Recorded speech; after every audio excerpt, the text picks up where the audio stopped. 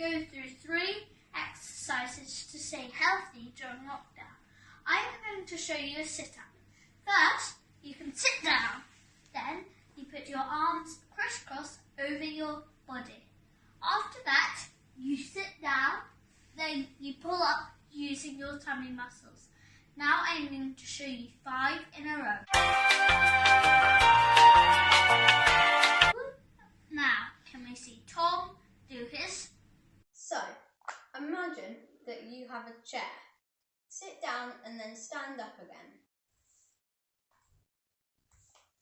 Remember to bend your knees outwards. And now back to Kit. Thanks, Tom. I'm too out of breath. Please can we pass over to Ollie? Now to conclude this very tiring show, I am going to show you how to do star jumps.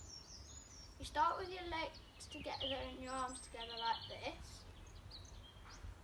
And then you jump out to make them like a star and back together again, like this. Can you see if you can do 20 in a row? Now, back over to you, Kit.